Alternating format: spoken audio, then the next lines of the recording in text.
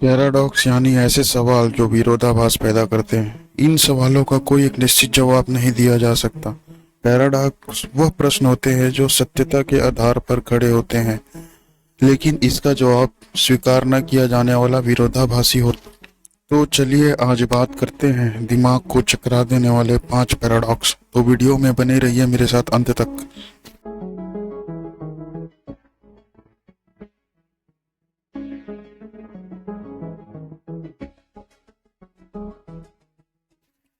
दोस्तों, पहले नंबर पे आता है लायर्स पैराडॉक्स।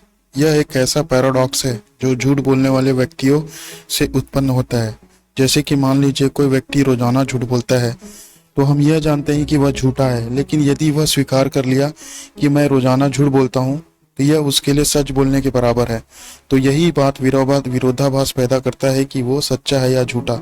एक मतलब से वह सच्चा है कि उसने अपना झूठ बोलने वाला जो आदत है उसे स्वीकार कर लिया। तो इसे ही हम लायर्स पैराडॉक्स कहते हैं। दोस्तों, दूसरे नंबर पे जो पैराडॉक्स आता है उसे कहते हैं ओमनीपोटेंस पैराडॉक्स। इसे ऐसे समझते हैं दोस्तों, जैसे कि एक दुनिया का सबसे अच्छा चित्रकार है, वह ऐसा चित्र बना सकता है जिसे कोई भी नहीं बना सकता। वह इस चित्र को दोबारा खुद भी नहीं बना सकता। तो इसका अर्थ यह हुआ कि वह दुनिया का सबसे अच्छा चित्रकार नहीं है। तो दोस्तों, अगर वह दोबारा इस चित्र को बना सकता, तो इसका मतलब यह हुआ कि वह ऐसा चित्र बना ही नहीं सकता जिसे कोई ना बना सके। तो इसका मतलब पहला बयान दूसरे बयान से एवं दूसरा बयान पहले बयान में विरोधाभास पैदा करता है। इस दिमाग चकरा देने वाली गुत्थी को ओमनीपोटेंस पैराडॉक्स कहते हैं। दोस्तों, तीसरे नंबर पे जो पैराडॉक्स आता है उसे कहते हैं पैराडॉक्स ऑफ द कोर्ट।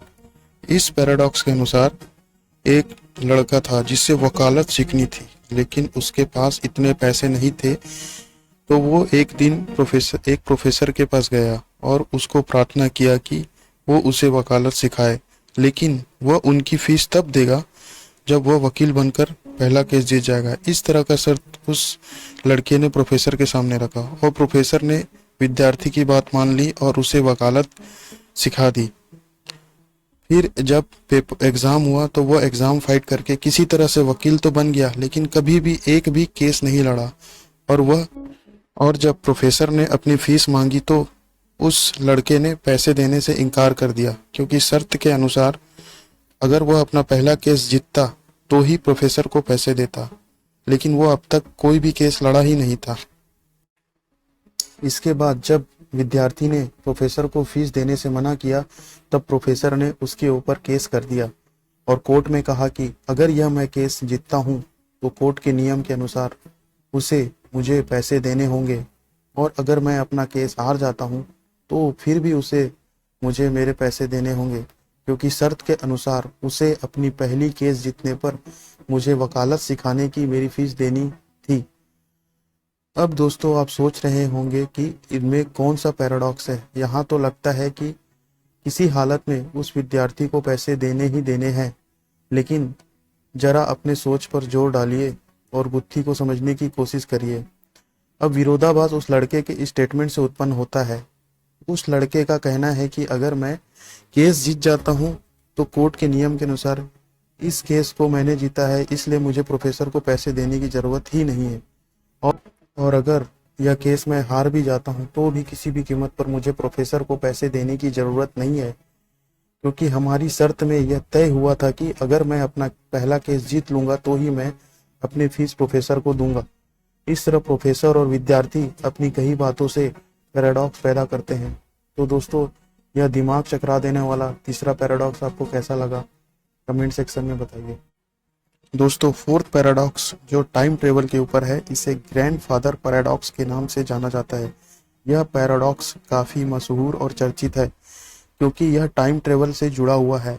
इस पैराडॉक्स के अनुसार मान लीजिए कि कोई इंसान भूतकाल में जाता है और अपने दादा दादी को मिलने से पहले ही मार देता है, तो इस हालत में उसके पिताजी का भी जन्म नहीं हो पाएगा और उसका खुद का अस्तित्व भी खतरे में पड़ जाएगा। इस पैराडॉक्स और कुछ साइंटिफिक समीकरणों के चलते भौतिक वैज्ञानिक स्टीफन हॉकिंस का कहना है कि हम भविष्य में समय यात्रा कर सकते हैं, लेकिन भूतकाल में कभी नहीं जा सकते। दोस्तों 5वें नंबर पर आता है स्मूलीज पैराडॉक्स। यह बहुत ही रोचक पैराडॉक्स है दोस्तों, इसे ध्यान से सुनिएगा। मान लीजिए एक रेगिस्तान में ए, बी और सी नाम के 3 दोस्त एडवेंचर के लिए निकलते हैं। अब किसी कारण से ए और बी को सी पसंद नहीं है, तो वो दोनों ही अपनी स्वतंत्र इच्छा से सी को मारने की साजिश करते हैं। अब ए जो है सी के पानी बोतल में जहर मिला देता है, ताकि जब सी को रेगिस्तान में प्यास लगे तो वो पानी के साथ जहर पीकर मर जाए। लेकिन ए की यह प्लानिंग बी को मालूम नहीं चलता, इसलिए बी अपनी तरफ से सी को मारने की प्लानिंग करता है। बी जो है सी नाम के व्यक्ति के पानी बोतल में छेद बना देता है, ताकि वह डिहाइड्रेशन की वजह से मर जाए। यह पूरी प्लानिंग इम्प्लीमेंट कर तीनों अलग अलग हो जाते हैं। आखिर पानी न मिलने की वजह से सी की डिहाइड्रेशन की वजह से मौत हो जाती है। दोस्तों जब पुलिस आती है और छानबीन करती है तो यह सवाल पैदा होता है कि सी की मौत का गुनहगार कौन है। इस बात पर ए का कहना है कि सी ने मेरा जहर पिया ही नहीं, इसलिए मैं उसकी मौत का गुनहगार नहीं हूँ। और दूसरी तरफ बी का कहना है कि पानी की बोतल में छेद करके मैंने सी को जहर की वजह से बचा लिया। अब इस कशमकश में आखिरकार सी तो मारा गया और कानून की नज़र में ए और बी दोनों के दोनों मर्डर का प्लान के लिए गुनहगार थे। लेकिन सी की हत्या का सही आरोपी कौन है, यह गुत्थी इस कहानी को पैराडॉक्स बनाती है। तो दोस्तों है ना ये दिमाग को चकरा देने वाले पैराडॉक्स। तो आपको यह पैराडॉक्स की जानकारी कैसी लगी मुझे कमेंट सेक्शन में बताइए, और मेरे चैनल को लाइक और सब्सक्राइब करना ना भूलें। मैं फिर से हाजिर होऊंगा नए फैक्ट के साथ। तब तक के लिए जय हिंद।